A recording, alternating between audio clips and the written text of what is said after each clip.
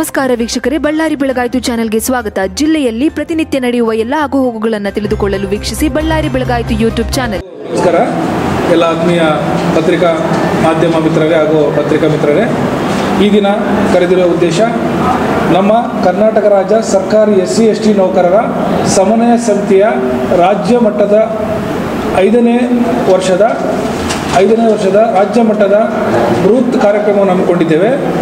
ಆದ್ದರಿಂದ ನಮ್ಮ ಬಳ್ಳಾರಿ ಜಿಲ್ಲೆಯ ಜಿಲ್ಲಾ ಶಾಖೆಯಿಂದ ಹಾಗೂ ಬಳ್ಳಾರಿ ಜಿಲ್ಲೆ ವ್ಯಾಪ್ತಿಯ ಎಲ್ಲ ನಮ್ಮ ನೌಕರರನ್ನು SC/ST ನೌಕರರನ್ನು ಒಂದುಗೂಡಿಸಿ ಈ ನಮ್ಮ SC/ST ನೌಕರರನ್ನು ಎಲ್ಲರನ್ನು ಸೇರಿಸಿ ಎಲ್ಲರೂ ಸೇರಿ ನಾವು ರಾಜ್ಯ ಮಟ್ಟದಲ್ಲಿ ನಮ್ಮ ಸಮನ್ವಯ ಸಮಾವೇಶಕ್ಕೆ ಹೋಗಲು ಎಲ್ಲರಿಗೂ ಕರೆ ನೀಡಿದ್ದೇವೆ. ಅಲ್ಲದೆ ನಮ್ಮ ಸಮನ್ವಯ ಸಮಿತಿಯಿಂದ ಸಮಾವೇಶಕ್ಕೆ ನಮ್ಮ ಮುಖ್ಯಮಂತ್ರಿಗಳು, ಜನಪ್ರಿಯ ಮುಖ್ಯಮಂತ್ರಿಗಳಾದ ಸಿದ್ದರಾಮಯ್ಯ ಸಾಹೇಬರು ಉದ್ಘಾಟನೆ ಮಾಡಲಿದ್ದಾರೆ. ಅಲ್ಲದೆ ಹಲವಾರು ಸಚಿವ ಸಂಪುಟದ ಸಹೋದ್ಯೋಗಿಗಳಾಗಿ ಸತೀಶ್ ಜಾರಕಿಹೊಳಿ ಸಾಹೇಬರು, ಅಲ್ಲದೆ ನಮ್ಮ SC/ST ನರೇಂದ್ರ ಸ್ವಾಮಿ ಸಾಹೇಬರು, ಜಾರಕಿಹೊಳಿ ಸಾಹೇಬರು, ಇನ್ನಿತರ ಎಲ್ಲ ಸಚಿವ ಸಂಪುಟದ ಸಹೋದ್ಯೋಗಿಗಳು ನಮಗೆ ಸಹಕಾರ ನೀಡಲಿದ್ದಾರೆ. ದೊಡ್ಡ ಮಟ್ಟದ ರಾಜ್ಯ ಸಮಾವೇಶ ಹಮ್ಮಿಕೊಂಡಿದ್ದು, ಆದ್ದರಿಂದ ಎಲ್ಲ ನಮ್ಮ SC/ST ನೌಕರರು, ಅದು ಬಳ್ಳಾರಿ ಜಿಲ್ಲೆ ವ್ಯಾಪ್ತಿಯಲ್ಲಿ ನಮ್ಮ ಸಮಸ್ಯೆಗಳು ಹಲವಾರು ಇದೆ. ನೌಕರರಲ್ಲಿ ಹಲವಾರು ಸಮಸ್ಯೆ, 7ನೇ ವೇತನ ಆಯೋಗ, LPS ತೆಗೆದು OPS ಜಾರಿ ಮಾಡುವುದು, ಅಲ್ಲದೆ ಮುಂಬಡ್ತಿ ಕಾಯ್ದೆಯಲ್ಲಿ ಮೀಸಲಾತಿ ಮುಂಬಡ್ತಿ ಕಾಯ್ದೆಯಲ್ಲಿ ನಮಗೆ ಹಲವಾರು ತೊಂದರೆಗಳಿದ್ದಾವೆ, ಜೀವಂತ ಸಮಸ್ಯೆಗಳಿದ್ದಾವೆ. ಅವನ್ನೆಲ್ಲನೂ ನಾವು ರಾಜ್ಯ ಮಟ್ಟದ ನಮ್ಮ ಮಾನ್ಯ ಮುಖ್ಯಮಂತ್ರಿಗಳ ಗಮನಕ್ಕೆ ತಂದು ಅದಕ್ಕೆ ಪರಿಹಾರವನ್ನು ಕಂಡುಕೊಳ್ಳಲಾಗಿ ಸಂವಿಧಾನದ ಉಳಿವಿಗಾಗಿ ನಮ್ಮ ರಾಜ್ಯ SC/ST ನೌಕರರ ಸಮನ್ವಯ ಸಮಿತಿ ಎಂದೆಂದಿಗೂ ನಮ್ಮ ಸಂವಿಧಾನದ ಅಡಿಯಲ್ಲಿ ಕೆಲಸ ಮಾಡುವುದು. ನಾವು ಸಂವಿಧಾನ ಉಳಿವಿಗಾಗಿ ನಮ್ಮ ಎಲ್ಲ ನೌಕರರು ಒಗ್ಗಟ್ಟಾಗಿ ನಮ್ಮ ರಾಜ್ಯ ಮಟ್ಟದ ಯಶಸ್ವಿ ಕಾರ್ಯಕ್ರಮಕ್ಕೆ ಹೋಗಬೇಕು. ಎಲ್ಲರೂ ಈಗ OOD ಕೂಡ ಅತಿ ಶೀಘ್ರದಲ್ಲೇ ಸೋಮವಾರ ಒಳಗಡೆ OOD ಕೂಡ ಆಗುವ ಸಂಭವ ಇದೆ. 2 ದಿನ ಸರ್ಕಾರದಿಂದ ರಜಾ ದಿನ ಘೋಷಣೆ ಮಾಡ್ತಾರೆ. ಯಾರು ಸರ್ಕಾರ ನೌಕರರು ಅಲ್ಲಿ ಭಾಗಿಯಾಗ್ತಾರೆ ಅವರಿಗೆ OOD ಕೂಡ ನೀಡ್ತಾ ಇದ್ದಾರೆ. ಆದ್ದರಿಂದ ಎಲ್ಲ ನಮ್ಮ ಬಳ್ಳಾರಿ ವ್ಯಾಪ್ತಿಯ ತಾಲೂಕು, ಹೋಬಳಿ ಮಟ್ಟದ ಎಲ್ಲ ಅಧಿಕಾರಿ ಹಾಗೂ ಸರ್ಕಾರಿ ನೌಕರರು ದಯಮಾಡಿ ಬನ್ನಿ. ಇದು ನಮ್ಮ ಹೋರಾಟ, ನಮ್ಮ ಜೊತೆಗೆ ನಮ್ಮ ಸೌಲಭ್ಯಗಳು ಪಡೆಯುವುದೊಂದು ಒಂದು ಅವಕಾಶ. ಎಲ್ಲ ನಮ್ಮ ನೌಕರರು ಬಂಧುಗಳು ಬಂದು ಈ ಕಾರ್ಯಕ್ರಮವನ್ನು ಯಶಸ್ವಿಗೊಳಿಸಲು ಅಂತೇಳಿ ನಾನು ಜಿಲ್ಲಾಧ್ಯಕ್ಷರಾದ ವೆಂಕಟೇಶ್ ಅಂತ ಹೇಳಿ ನಾನು ಕೇಳ್ಕೊಳ್ತಾ ಇದ್ದೀನಿ. ಸಮಾವೇಶ ವಸಂತ ನಗರ ಡಾಕ್ಟರ್ B. ಅಂಬೇಡ್ಕರ್ ಭವನ ಬೆಂಗಳೂರಲ್ಲಿ ಹಮ್ಮಿಕೊಂಡಿದ್ದೀವಿ. ದೊಡ್ಡ ಮಟ್ಟದ ಮತ್ತು ಆ ದಿನ ನಮ್ಮ IAS ಅಧಿಕಾರಿಗಳಾದ ರೂಪಾ ಮೇಡಮ್ ಅವರು, ಆದರೆ ಮತ್ತು ಇನ್ನೊಂದು ಮೋಹನ್ ದಾಸ್, ನಮ್ಮ ಇವರು ಜಡ್ಜು ನಿವೃತ್ತ ನ್ಯಾಯಾಧೀಶರಾದ ನಾಗಮೋಹನ್ ದಾಸ್ ಅವರು ಸಹ ನಮಗೆ ವಿಷಯ ಮಂಡನೆ ಮಾಡಲಿದ್ದಾರೆ. ನಮ್ಮ ಮೀಸಲಾತಿಗಾಗಿ ನಿಮ್ಮ ಹೋರಾಟ ಹೇಗಿರಬೇಕಂತೇಳಿ ಅವರು ನಮಗೆ ಅವತ್ತು ಮಂಡನೆ ಮಾಡಿ ಕೆಲವು IAS ಅಧಿಕಾರಿಗಳು ಸಹ ಬರಲಿದ್ದಾರೆ. ಎಲ್ಲ ನಮ್ಮ SC/ST ರಾಜ್ಯದ SC/ST ಸಚಿವ ಸಂಪುಟದ ಎಲ್ಲ ಮಾನ್ಯ ಸಚಿವರು ಹಾಗೂ MLAಗಳು ಬರಲಿದ್ದಾರೆ. ಆದ್ದರಿಂದ ಎಲ್ಲ ನಮ್ಮ ಸಹೋದ್ಯೋಗಿಗಳು, ನಮ್ಮ SC/ST ನೌಕರರು ಒಗ್ಗಟ್ಟಾಗಿ ಎಲ್ಲರೂ ಬಂದು ಆ ಸಭೆಯನ್ನು, ಆ ಕಾರ್ಯಕ್ರಮವನ್ನು ಯಶಸ್ವಿಗೊಳಿಸಬೇಕೆಂದು ನಾನು ಈ ಮೂಲಕ ಕೇಳಿಕೊಳ್ಳುತ್ತೇನೆ. ನಮಗೆ ಸೌಲಭ್ಯಗಳಿಂದ ವಂಚಿತರಾಗಿದ್ದೀವಿ. ಈಗಲೂ ನಮಗೆ ಕೆಲವು ಕಾರಣದ ಕೈಗಳಿಂದ ನಮಗೆ ನಮ್ಮ SC/ST ನೌಕರಿಗೆ ಹಲವಾರು ಮುಂಬಡ್ತಿ ಕಾಯ್ದೆಗಳಿವೆ. ಪವಿತ್ರ ಕೇಸಿಂದ ನಮ್ಮ SC/ST ನೌಕರರ ಸಮನ್ವಯ ಸಮಿತಿ ಒಳ್ಳೆ ದೊಡ್ಡ ಮಟ್ಟದಲ್ಲಿ ಹೋರಾಟ ಮಾಡಿ ನಮಗೆ ಇದೇ CM ಸಾಹೇಬರು ನಮಗೆ ಅನುಕೂಲ ಮಾಡಿಕೊಟ್ಟಿದ್ದಾರೆ, ಇಲ್ಲ ಅಂತೇಳಿ ಮಾಡಿಕೊಟ್ಟಿದ್ದಾರೆ. ಆದರೆ ಇನ್ನೂ ಕೆಲವು ಜೀವಂತ ಸಮಸ್ಯೆಗಳಿದ್ದಾವೆ. ನಾವು CM ಸಾಹೇಬರು ಅವರ ಗಮನಕ್ಕೆ ತರ್ತೀವಿ. ರಾಜ್ಯ ಮಟ್ಟದ ಕಾರ್ಯಕ್ರಮದಲ್ಲಿ ಅವ್ರ ಗಮನಕ್ಕೆ ತರ್ತೀವಿ. ಎಲ್ಲ ಸಚಿವ ಸಂಪುಟದ ಹಿರಿಯ ಸಚಿವರು ಬರ್ತಾರಲ್ಲ, ಅವ್ರ ಗಮನಕ್ಕೆ ತರ್ತೀವಿ. ಅವರು ನಮ್ಗೆ ಪರಿಹಾರ ಕಂಡುಕೊಳ್ತಾರಂತೆ. ಇನ್ನೊಂದು ಮೇನು 7ನೇ ವೇತನ ಆಯೋಗ, NPS ತೊಲಗಿಸಿ OPS ಜಾರಿ ಮಾಡುವುದು, ಆಮೇಲೆ ಇದು ಸುರಕ್ಷಾ ಯೋಜನೆ, ಸಂಜೀವ ಸುರಕ್ಷಾ ಯೋಜನೆ, ಇನ್ನು ಮತ್ತೆ ಮುಂಬಡ್ತಿಯಲ್ಲಿ ನಮ್ಮ SC/ST ನೌಕರಿಗೆ ಭಾಳ ಅನ್ಯಾಯ ಆಗ್ತಾಯಿದೆ. ಇಲ್ಲಿ ಬಳ್ಳಾರಿಯಲ್ಲಿ ಸಹ ಸುತ್ತಮುತ್ತಲ ನಮ್ಮ ಗ್ರೂಪ್ D ನೌಕರಿಗೆ ತುಂಬ ಅನ್ಯಾಯ ನಡೀತಾ ಇದೆ. ಅದು ನಾವು ಈಗಾಗಲೇ ಪ್ರತಿಯೊಂದು ಇಲಾಖೆಗೆ, ಪ್ರತಿಯೊಂದು ಅಧಿಕಾರಿಗಳ ಗಮನಕ್ಕೆ ತಂದು ಸಾಲ್ವ್ ಮಾಡಿದ್ದೀವಿ. ಎಷ್ಟಾಗುತ್ತೋ ನಮ್ಮ ಕೈಯಲ್ಲಿ ಅಷ್ಟು ಸಾಲ್ವ್ ಮಾಡಿದ್ದೀವಿ. ಮುಂದಿನ ಹಂತದಲ್ಲಿ ಕೂಡ ನಮ್ಮ ಹೋರಾಟ ಹೀಗೆ ಇರುತ್ತೆ. ಕಾನೂನುಬದ್ಧವಾಗಿ ಸಂವಿಧಾನ ಅಡಿಯಲ್ಲಿ ನಾವು ನೌಕರರ ಹಿತಾಸಕ್ತಿಗಾಗಿ ನಾವು ಯಾವತ್ತಿಗೂ ಸದಾ ಸಿದ್ಧರಿರ್ತೀವಿ. ಹಿಂದುಳಿದವರ ಅಥವಾ ಶೋಷಿತರ ಒಗ್ಗಟ್ಟನ್ನು ಒಡೆದು ಆಳುವಂತಹ ಹಿತಾಸಕ್ತಿಗಳು ಈಗಲಿಂದ ಅಲ್ಲ, ನೂರಾರು ವರ್ಷಗಳಿಂದ ಇರೋದು ತಮ್ಮೆಲ್ಲರಿಗೂ ತಿಳಿದಂತಹ ವಿಷಯ. ಈಗ ಸ್ವಾತಂತ್ರ್ಯ ಬಂದು 77 ವರ್ಷ ಆದರೂ ಸಹಿತ ಸ್ವಾತಂತ್ರ್ಯ ಪೂರ್ವದಲ್ಲಿ ಬ್ರಿಟಿಷರು ನಮ್ಮನ್ನು ಹೇಗೆ ಒಡೆದು ಆಳಿದ್ದಾರೋ ಅದೇ ರೀತಿ ಈಗಲೂ ಸಹಿತ ಅದು ಮುಂದುವರೆದಿರ್ತದೆ. ಅಂದರೆ ನಮ್ಮನ್ನು ಒಡೆದಾಳುವ ನೀತಿ ಈಗಲೂ ಜಾರಿಯಲ್ಲಿರ್ತದೆ. ಆದ್ದರಿಂದ ನಮ್ಮ ನಮ್ಮ ಹೋರಾಟಕ್ಕೆ, ನಮ್ಮ SC/ST ನೌಕರರ ರಾಜ್ಯ ಮಟ್ಟದ ಹೋರಾಟಕ್ಕಾಗಿ ನಮಗೆ ಹೋರಾಟ ಮಾಡ್ತಕ್ಕಂಥ ಸ್ವಲ್ಪವೇ ಜನ ನಮ್ಮ ಜೊತೆಗೂಡಿದ್ರೆ ಸಾಕು. ಹಾಗೂ ಪವಿತ್ರ 1 ಪ್ರಕರಣದಲ್ಲಿ ನಮ್ಮ SC/ST ನೌಕರರಿಗೆ ಹಿಂಬಡ್ತಿ ಉಂಟಾದಾಗ ಸನ್ಮಾನ್ಯ ಮುಖ್ಯಮಂತ್ರಿಗಳಾದ ಶ್ರೀ ಸಿದ್ದರಾಮಯ್ಯನವರೇ ಮುಖ್ಯಮಂತ್ರಿಗಳಿದ್ದರು. ಹಾಗೂ ನಮ್ಮ ಮುಖ್ಯ ಕಾರ್ಯದರ್ಶಿಗಳಾಗಿ ಕರ್ನಾಟಕ ಸರ್ಕಾರದ ಸನ್ಮಾನ್ಯ ರತ್ನಪ್ರಭಾ ಮೇಡಮ್ ಅವರಿದ್ದರು.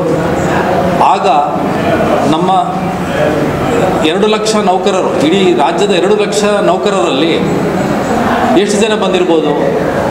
ಹೆಚ್ಚಂದರೆ ಒಂದು 100ರಿಂದ 200 ಜನ ಅಷ್ಟೇ ಹಗಲು ರಾತ್ರಿ ಹೋರಾಡಿ ಸನ್ಮಾನ್ಯ ಮುಖ್ಯಮಂತ್ರಿಗಳು ಹಾಗೂ ಮುಖ್ಯ ಕಾರ್ಯದರ್ಶಿಗಳ ಜೊತೆಗೆ ಒಗ್ಗೂಡಿ ಫ್ರೀಡಮ್ ಪಾರ್ಕಲ್ಲಿ ಧರಣಿ ಮಾಡಿ ವಿತಿನ್ 2 ಅಥವಾ 3 ವರ್ಷದ ಒಳಗೆ ನಮ್ಮ ರಿಸರ್ವೇಷನ್ ಕಾಯ್ದೆ 2018ಕ್ಕೆ ಮುಖ್ಯಮಂತ್ರಿಗಳಿಂದ ಕಾಯ್ದೆಯನ್ನು ಅನುಮೋದನೆ ಮಾಡಿಸಿಕೊಂಡು ನೆಕ್ಸ್ಟ್ ಅದಾದ ನಂತರ ಪವಿತ್ರ 2 ಪ್ರಕರಣ ಮತ್ತು ಸುಪ್ರೀಂ ಕೋರ್ಟ್ಗೆ ಮತ್ತು ಮುಂದುವರೆದ ಜನಾಂಗದ ನೌಕರರು ಸುಪ್ರೀಂ ಕೋರ್ಟ್ಗೆ ಅರ್ಜಿ ಹಾಕಿದರೂ ಸಹ ಅಲ್ಲಿ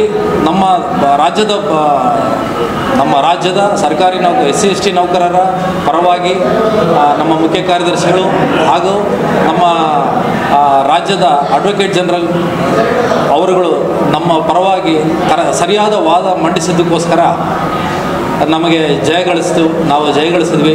ಹಾಗೂ 1978ನೇ ರಿಸರ್ವೇಷನ್ ಆ್ಯಕ್ಟ್ ಆಗಲಿ, ಆಮೇಲೆ ಅದು SM ಕೃಷ್ಣ ಸಾರ್ ಪೀರಿಯಡಲ್ಲಿ 2002ರಲ್ಲಾಗಿರೋ ರಿಸರ್ವೇಷನ್ ಆ್ಯಕ್ಟ್ ಆಗಲಿ, ಹಾಗೂ 2018ನೇ ರಿಸರ್ವೇಷನ್ ಆ್ಯಕ್ಟ್ ಆಗಲಿ, ಅದನ್ನೆಲ್ಲ ಮೂರನ್ನು ಮಾನ್ಯ ಸರ್ವೋಚ್ಚ ನ್ಯಾಯಾಲಯ ನವದೆಹಲಿ ಎತ್ತಿ ಹಿಡಿದು ಇನ್ನು ಯಾರೂ ಸಹಿತ ಈ ರಿಸರ್ವೇಷನ್ ಪ್ರಕರಣದಲ್ಲಿ ಸುಪ್ರೀಂ ಕೋರ್ಟ್ಗೆ ಅರ್ಜಿ ಹಾಕಿದ್ರೆ ನಿಮ್ಮ ವಿರುದ್ಧ ಕ್ರಮ ತೆಗೆದುಕೊಳ್ಳಲಾಗುತ್ತೆ ಅಂತ ಸುಪ್ರೀಂ ಕೋರ್ಟು ಖಡಕ್ಕಾಗಿ ಎಚ್ಚರಿಕೆ ನೀಡಿತ್ತು. ಆದ್ದರಿಂದ 2019ರಲ್ಲಿ ಹಲವಾರು ಆದೇಶಗಳನ್ನು ಸರ್ಕಾರ ಹೊರಡಿಸಿದೆ. 2019ರಿಂದ 2021ರವರೆಗೂ ಹಲವಾರು ಆದೇಶಗಳನ್ನು, ಹಲವಾರು ಸರ್ಕ್ಯುಲರ್ಗಳನ್ನ, ಸುತ್ತೋಲೆಗಳನ್ನು ಹೊರಡಿಸ್ತಾ ಇದ್ದರೂ ಸಹಿತ ಎಲ್ಲ ಇಲಾಖೆಯಲ್ಲಿರುವ ಪಟ್ಟಬದ್ಧ ಹಿತಾಸಕ್ತಿಗಳು ಅಥವಾ ಅಧಿಕಾರಕ್ಕಾಗಿ ಏನು ಬೇಕಾದರೂ ಮಾಡ್ತಕ್ಕಂಥ ನೌಕರರು ಏನಿದ್ದಾರೆ ಅವರು ನಮಗೆ ಪವಿತ್ರ 1 ಕೇಸಲ್ಲಿ ಯಾವ ರೀತಿ ಸರ್ಕಾರಿ ನೌಕರರಿಗೆ ಪ್ರಕರಣ ಜಡ್ಜ್ಮೆಂಟ್ ಬಂದ ತಕ್ಷಣ ಯಾವ ರೀತಿ ಹಿಂಬಡ್ತಿ ತಗೊಂಡ್ರೋ ಹಿಂಬಡ್ತಿ ಮಾಡಿದ್ರೋ ಅದೇ ರೀತಿ ಪವಿತ್ರ 2 ಪ್ರಕರಣದಲ್ಲಿ ಮುಂಬಡ್ತಿ ಕೊಡಬೇಕು. ಕಾನ್ಸಿಕ್ವೆನ್ಷಿಯಲ್ ಸೀನಿಯಾರಿಟಿ ಅಥವಾ ಕ್ಯಾಚಪ್ ರೂಲ್ ಎರಡನ್ನೂ ಪಾಲನೆ ಮಾಡಬೇಕು ಅಂತೇಳಿ ಸರ್ವೋಚ್ಚ ನ್ಯಾಯಾಲಯ ಆದೇಶ ನೀಡಿದರೂ ಸಹಿತ ಇದುವರೆಗೂ 2019ರಲ್ಲಿ ಸುಪ್ರೀಂ ಕೋರ್ಟ್ ಆದೇಶ ಆಗಿದೆ. ಈಗ 2024ರಲ್ಲಿದ್ದೀವಿ. ಆದರೂ ಸಹಿತ ನಮ್ಮ ಸರ್ಕಾರಿ ನೌಕರರಿಗೆ ಹಿಂಬಡ್ತಿ ಹೊಂದಿರತಕ್ಕಂಥವ್ರಿಗೆ ಸರಿಯಾದ ರೀತಿಯಲ್ಲಿ ಮುಂಬಡ್ತಿ ನೀಡಿ ಸರಿಯಾದ ಸ್ಥಾನಮಾನ, ನಮಗೆ ಏನು ಸ್ಥಾನಮಾನ ಬೇಕಾಗಿದೆ, ಯಾವುದು ಸಂವಿಧಾನಬದ್ಧವಾಗಿ ಎಲ್ಲಿ ಕಲ್ಪಿಸಬೇಕಾಗಿದೆ ಅಲ್ಲಿ ಸ್ಥಾನಮಾನ ಕಲ್ಪಿಸ್ತಾ ಇಲ್ಲ. ನಮ್ಮ 33 ರೋಸ್ಟರ್ ಪಾಯಿಂಟ್ ಎಲ್ಲಿದೆ ಆ ಪಾಯಿಂಟಲ್ಲಿ 5+1 5 SC ನೌಕರರು, 1 ST ನೌಕರರು, ಅದು ಎಲ್ಲೆಲ್ಲಿ ಕೊಡಬೇಕು. ನಮ್ಮದು SC ಪಾಯಿಂಟ್ಸು 1, 7, 14, 21, 28 ಹಾಗೂ ST ನೌಕರರಿಗೆ 2ನೇ ಪಾಯಿಂಟ್ ಕೊಡಬೇಕಾಗಿದೆ. ಎಲ್ಲಿ ನಮ್ಮ ಮನೆ ಅಂದರೆ ನಮ್ಮ ಪಾಯಿಂಟ್ ಎಲ್ಲಿದೆ ಅದೇ ನಮ್ಮ ಮನೆ, ಆ ಮನೇಲಿ ನಮ್ಮನ್ನು ಕೂಡಿಸ್ಬೇಕು. ಆ ಮನೇಲಿ ನಮ್ಮನ್ನು ಕೂಡಿಸ್ತಾ ಇಲ್ಲ. ಅದು ಬಿಟ್ಟು ಬೇರೆ ಯಾವುದೋ ಮನೆ, ನಿಮ್ಮದು ಪಾಯಿಂಟ್ ನಂಬರ್ 2 2ನೇ ಸಂಖ್ಯೆ ಮನೆ ಅಲ್ಲ, ನಿಮಗೇನು ಮನೆ ಕೊಟ್ಟಿದ್ದೀವಿ 30ನೇ ಸಂಖ್ಯೆ ಮನೇಲಿ ಕೂತ್ಕೊಳ್ರಿ ಅಂತ ಹೇಳಿ ನಮ್ಮ ನೌಕರರಿಗೆ ಆಗಿಂದನೂ ಅನ್ಯಾಯ ಆಗ್ತಾ ಇದೆ. ಅದು ಹಂಗೆ ಮುಂದುವರಿತಾ ಇದೆ. ಅದಕ್ಕೋಸ್ಕರ ನಾವು ನಮ್ಮ ಕರ್ನಾಟಕ ರಾಜ್ಯ SC/ST ಸಮನ್ವಯ ಸಮಿತಿಯವರು ಸುಮಾರು 2016ರಿಂದನೂ ಹೋರಾಟ ಮಾಡ್ಕೊಂಬಂದಿದ್ದೀವಿ.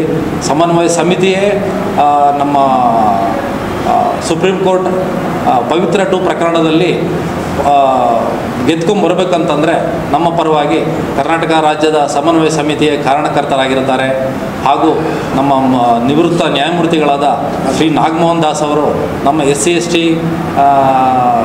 ಕುಲಬಾಂಧವರು ಅಲ್ಲದೇ ಇದ್ದರೂ ಸಹಿತ ರಮೇಶ್ ಗೌಡ ಅಂತೇಳಿ ಅವರು ನಿವೃತ್ತ ನ್ಯಾಯಮೂರ್ತಿಗಳು, ಅವರು ಒಕ್ಕಲಿಗರಾಗಿದ್ದರೂ ಸಹ ನಮ್ಮ SC/ST ನೌಕರರು, SC/ST ಜನಾಂಗದವರು ಒಡಕಾಗಿ ದೂರ ಹೋದಾಗ ಅವರೇ ಮುಂದುವರೆದ ಜನಾಂಗದವರು ನಮ್ಮ ಕೈ ಹಿಡಿದು ನಮಗೆ ಸುಪ್ರೀಂ ಕೋರ್ಟ್ ಅಥವಾ ಸರ್ವೋಚ್ಚ ನ್ಯಾಯಾಲಯದಲ್ಲಿ ಗೆಲುವು ದೊರಕಿಸಿಕೊಡೋದಕ್ಕೆ ಮುಂಚೂಣಿಯಲ್ಲಿದ್ದರು. ನಮಗೆ ಅನ್ಯಾಯ ಆಗಿರೋದ್ರ ಬಗ್ಗೆ ಅವರೇನೆ ನಮ್ಮನ್ನೆಲ್ಲ ಕರೆದು ಒಗ್ಗೂಡಿಸಿ ಜಾಗೃತಿ ಮೂಡಿಸಿದ್ದಾರೆ. ಆದ್ದರಿಂದ ನಮಗೆ ನಮ್ಮ SC/ST ನೌಕರರ ಸಮನ್ವಯ ಸಮಿತಿ ರಾಜ್ಯಾಧ್ಯಕ್ಷರಾದ ಶ್ರೀ ಡಿ ಶಿವಶಂಕರ್ ಸರ್ ಏನು ಹೇಳ್ತಾರಂದರೆ, ನಮಗೆ ನಂಬರ್ಸ್ ಬೇಕಾಗಿಲ್ಲ, ಹೋರಾಟ ಮಾಡುವವರು 5 ಜನ ಇದ್ದರೆ ಸಾಕು.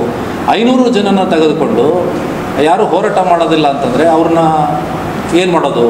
5 ಜನ ಸಾಕು. 5 ಜನ ಕರೆಕ್ಟಾಗಿ ಹೋರಾಟ ಮಾಡಿದ್ರೆ ನಮ್ಮ 50,000 ಜನ ನೌಕರರಿಗೆ ನಾವು ನ್ಯಾಯ ದೊರಕಿಸ್ಕೊಡ್ಬೋದು.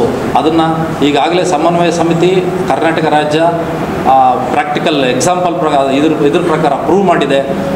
ನಮಗೆ ಹಿಂಬಡ್ತಿ ಹೊಂದಿರತಕ್ಕಂಥ SC/ST ನೌಕರರಿಗೆ ಮುಂಬಡ್ತಿ ಸಹಿತ ತರಿಸ್ಕೊಟ್ಟಿದೆ. ಸುಪ್ರೀಂ ಕೋರ್ಟಲ್ಲಿ ನಾವು ಗೆದ್ದಿದ್ದೀವಿ. ಇನ್ನು ಅದಾದ ನಂತರ ಎಷ್ಟು 2-3 ಅರ್ಜಿ ಹಾಕಿದರೂ ಸಹ ಬೇರೆ ನೌಕರರು ಅದನ್ನು ಮಾನ್ಯ ಉಚ್ಚ ನ್ಯಾಯಾಲಯ ರಿಜೆಕ್ಟ್ ಮಾಡಿದೆ, ಅಂದರೆ ತಳ್ಳು ಹಾಕಿದೆ, ಅವರಿಗೆ ದಂಡ ಸಹಿತ ವಿಧಿಸಿದೆ. ಆದ್ದರಿಂದ ಈ ರಿಸರ್ವೇಷನ್ ಆ್ಯಕ್ಟ್ ಫೈನಲ್ ಆಗಿದೆ. ಇದು ರಾಜ್ಯ ಸರ್ಕಾರದ ಇದಕ್ಕೆ ವಿವೇಚನೆಗೆ ಬಿಟ್ಟಿರ್ತಕ್ಕಂಥದ್ದು. ಅವರು ಏನು ರಿಸರ್ವೇಷನ್ ಆ್ಯಕ್ಟ್ ಪಾಸ್ ಮಾಡ್ತಾರೆ ಅದು ನಾವು ಸಂವಿಧಾನಬದ್ಧವಾಗಿದ್ದರೆ ನಾವು ಕೋರ್ಟ್ ಅದರ ಮಧ್ಯೆ ಇಂಟರ್ಫಿಯರ್ ಆಗೋದಿಲ್ಲ ಅಂತ ಹೇಳಿದೆ.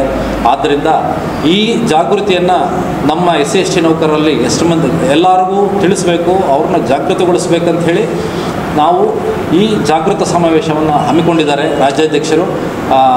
ಬೆಂಗಳೂರಿನ ಡಾಕ್ಟರ್ ಅಂಬೇಡ್ಕರ್ ಭವನದಲ್ಲಿ 7ನೇ ತಾರೀಕು ಮಂಗಳವಾರ 5ನೇ ತಾರೀಕು ಮಂಗಳವಾರ ಬೆಳಗ್ಗೆ 11 ಗಂಟೆ ಸುಮಾರಿಗೆ ಇದರಲ್ಲಿ ಸನ್ಮಾನ್ಯ ಮುಖ್ಯಮಂತ್ರಿಗಳು ಹಾಗೂ ನಮ್ಮ ಇತರ ಸಂಪುಟ ಸಚಿವರು ಹಾಜರಾಗ್ತಾರೆ. ಹಾಗೂ ಇದು ಹಿರಿಯ ಅಧಿಕಾರಿಗಳು ಸಹ ಬರ್ತಾ ಇದ್ದಾರೆ. ಇದಕ್ಕೋಸ್ಕರ ಎಲ್ಲರೂ ನಮ್ಮ ಜಿಲ್ಲೆಯಲ್ಲಿರ್ತಕ್ಕಂಥ ಎಲ್ಲ SC/ST ನೌಕರರು ತಂಡೋಪತಂಡವಾಗಿ ಬರಬೇಕಾಗಿ ನಾವು ಈ ಪತ್ರಿಕಾ ಪ್ರಕಟಣೆ ಮೂಲಕ ವಿನಂತಿಸಿಕೊಳ್ತಾ ಇದ್ದೇವೆ. ನೌಕರರ ಸಮನ್ವಯ ಸಮಿತಿ ಕೇಂದ್ರ ಸಮಿತಿ ಬೆಂಗಳೂರು ಅದರ ನೇತೃತ್ವದಲ್ಲಿ ನಡೀತಕ್ಕಂಥ 5ನೇ ಜಾಗೃತಿ ಸಮಾವೇಶವನ್ನು ಬೆಂಗಳೂರಿನಲ್ಲಿ ನಡೀತಕ್ಕಂಥದ್ದು. ಅದು ನಡೀತಕ್ಕಂಥ ಉದ್ದೇಶ ಏನು ಅಂತಂದರೆ, ಎಲ್ಲ SC/ST ನೌಕರರ ಒಂದು ಅವರ ಸಂವಿಧಾನಬದ್ಧವಾಗಿ ಸಿಗತಕ್ಕಂಥ ಹಕ್ಕು ಬಾಧ್ಯತೆಗಳನ್ನು ರಕ್ಷಣೆ ಮಾಡ್ತಕ್ಕಂಥ ಕೆಲಸವಾಗಿದೆ. ಈಗ ಎಷ್ಟೋ ಅನೇಕ ನಡೆದಿರ್ತಕ್ಕಂಥ ಹಿಂದಿನ ಸಮಸ್ಯೆಗಳನ್ನು, ಇಲ್ಲಿ ಕೂಡ ಜ್ವಲಂತವಾಗಿರ್ತಕ್ಕಂಥ ಸಮಸ್ಯೆಗಳನ್ನು ಈ ಒಂದು ಸಮಾವೇಶದಲ್ಲಿ ಆ ಸಮಸ್ಯೆಗಳನ್ನು ಕುರಿತು ನಮ್ಮ ಗೌರವಾನ್ವಿತ ನಿವೃತ್ತಿ ನ್ಯಾಯಮೂರ್ತಿಗಳಾಗಿರ್ತಕ್ಕಂಥ ನಾಗಮೋಹನ್ ದಾಸ್ ಅವರು ವಿಚಾರ ಸಂಕಿರಣವನ್ನು ಏರ್ಪಡಿಸಿದ್ದಾರೆ. ಯಾಕಂತಂದರೆ ಯಾವುದೇ ಒಂದು ಕಾರ್ಯಕ್ರಮ ಸಮ್ಮೇಳನಗಳನ್ನು ಮಾಡಿದಾಗ ಇಲ್ಲಿ ಬೌದ್ಧಿಕವಾಗಿ ವಿಚಾರಗಳನ್ನು ತಿಳಿಸ್ತಕ್ಕಂಥ ವಿಚಾರವಂತರನ್ನು ಕರ್ಕೊಂಬಂದು ಅಂಥ ಒಂದು ಕಾರ್ಯಕ್ರಮ ಮಾಡಿದರೆ ಅದಕ್ಕೆ ಒಂದು ಫಲಪ್ರದ ಬರ್ತೈತೆ ಅನ್ನುವಂಥ ಒಂದು ದೃಷ್ಟಿಯನ್ನು ಇಟ್ಕೊಂಡು ಅದಕ್ಕಾಗಿ ನಾಗಮೋಹನ್ ದಾಸ್ ಅವರು ಇಂಥ ಒಂದು ಕಾರ್ಯಕ್ರಮದಲ್ಲಿ ಅವರು ಒಳ್ಳೆಯ ನಮ್ಮ ಸರ್ಕಾರಿ ನೌಕರಿಗೆ ಮತ್ತು ಅನೇಕ ಜನರಿಗೆ ಸಿಗತಕ್ಕಂಥ ಕಾನೂನುಬದ್ಧ ವಿಚಾರಗಳನ್ನು ತಿಳಿಸ್ಕೊಡ್ತಿದ್ದಾರೆ. ಅದಕ್ಕಾಗಿ ಈ ವಿಚಾರಕ್ಕೆ ಇಂಥ ಒಂದು ಸಮ್ಮೇಳನಕ್ಕೆ ನಮ್ಮ SC/ST ನೌಕರು ನಮ್ಮ ಬಳ್ಳಾರಿ ಜಿಲ್ಲೆಯಲ್ಲಿ ಇರ್ತಕ್ಕಂಥ ಮತ್ತು ಥ್ರೋಟ್ ಕರ್ನಾಟಕದಲ್ಲಿರ್ತಕ್ಕಂಥ ಎಲ್ಲರೂ ಬಂದು ಅದಕ್ಕೆ ಭಾಗವಹಿಸಬೇಕು ಅಂತ ನಮ್ಮ ಒಂದು ಅಂಕಿಅಂಶಗಳ ಪ್ರಕಾರ SC 85,000 SC ನೌಕರಿದ್ದಾರೆ, 20,000 ST ನೌಕರರಿದ್ದಾರೆ. ಒಟ್ಟು 1 ಲಕ್ಷ ಸಮಥಿಂಗ್ ನಮ್ಮ SC/ST ನೌಕರರ ಒಂದು ಬಳಗ ಇದೆ. ಈ ಟೋಟಲ್ ನಮ್ಮ ಕರ್ನಾಟಕದಲ್ಲಿರ್ತಕ್ಕಂಥ 7,75,000 ನಾವು ಎಲ್ಲ ಜನಾಂಗದ ನೌಕರರಿದ್ದೇವೆ, SC/ST ನೌಕರರು ಮತ್ತು ಎಲ್ಲ ಅದರ್ಸ್ ಎಲ್ಲ ಸೇರಿ. ಅದರಲ್ಲಿ ಈಗ ಎಟ್ ಪ್ರೆಸೆಂಟ್ ನಾವು ಕಾರ್ಯನಿರ್ವಹಿಸ್ತಕ್ಕಂಥವ್ರು ಎಷ್ಟು ಅಂತಂದ್ರೆ 5,20,000 ಜನಾಂಗ ಇದ್ದೇವೆ. ಇನ್ನು 2.5 ಲಕ್ಷ ಪೋಸ್ಟ್ಗಳು ಇಲ್ಲ ಖಾಲಿ ಇದ್ದಾವೆ. ಅದನ್ನು ಕುರಿತು ಕೂಡ ನಮ್ಮ ಈ ಒಂದು ಸಮ್ಮೇಳನದಲ್ಲಿ ಸರ್ಕಾರದ ಗಮನವನ್ನು ಸೆಳೆತಕ್ಕಂಥ ಕೆಲಸವನ್ನು ಮಾಡ್ತಾರೆ. ಮತ್ತು ನಮ್ಮ SC/ST ನೌಕರಿಗೆ ಈ 22,500 ಬ್ಯಾಕ್ಲಾಗ್ ಹುದ್ದೆಗಳು ಕೂಡ ಖಾಲಿ ಇದಾವೆ. ಅದನ್ನು ಕೂಡ ಹಕ್ಕೊತ್ತಾಯ ಮಾಡ್ತಕ್ಕಂಥ ಕೆಲಸವನ್ನು ಕೂಡ ಈ ಒಂದು ಸಮ್ಮೇಳನದಲ್ಲಿ ನಾವು ಮಾಡ್ತಾ ಇದ್ದೀವಿ. ಇಂಥ ಒಂದು ಪ್ರಮುಖವಾಗಿರ್ತಕ್ಕಂಥ ವಿಚಾರಗಳನ್ನು ಇಟ್ಟುಕೊಂಡು ಇಂಥ ಒಂದು ಜಾಗೃತ ಸಮಾವೇಶವನ್ನು ನಾವು SC/ST ನೌಕರರು ಬೆಂಗಳೂರಿನಲ್ಲಿ BR ಅಂಬೇಡ್ಕರ್ ವಸಂತನಗರ ಇದರಲ್ಲಿ ಆ ಸ್ಥಳದಲ್ಲಿ ನಡೆಸ್ತಾ ಇದ್ದೀವಿ. ಅದಕ್ಕಾಗಿ ನಮ್ಮ ಕರ್ನಾಟಕದಲ್ಲಿರ್ತಕ್ಕಂಥ ಮತ್ತು ನಮ್ಮ ಬಳ್ಳಾರಿ ಜಿಲ್ಲೆ SC/ST ನೌಕರರು ಅಂಥ ಒಂದು ಜಾಗೃತಿ ಸಮಾವೇಶಕ್ಕೆ ಎಲ್ಲರೂ ಭಾಗವಹಿಸಿ ಆ ಕಾರ್ಯಕ್ರಮವನ್ನು ಯಶಸ್ವಿಗೊಳಿಸಬೇಕಂತೇಳಿ ನಾವು ಈ ಮಾಧ್ಯಮದ ಮುಖಾಂತರವಾಗಿ ಅವ್ರಿಗೆ ಮನವಿಯನ್ನು ಮಾಡ್ತಾ ನನ್ನ ಮಾತನ್ನು. ಬಳ್ಳಾರಿಯ ನಿರಂತರ ಸುದ್ದಿಗಾಗಿ ಬಳ್ಳಾರಿ ಬೆಳಗಾಯಿತು ಚಾನೆಲ್ನ ಸಬ್ಸ್ಕ್ರೈಬ್ ಮಾಡಿ ಹಾಗೂ ಬೆಲ್ ಐಕಾನ್ ಒತ್ತಿ.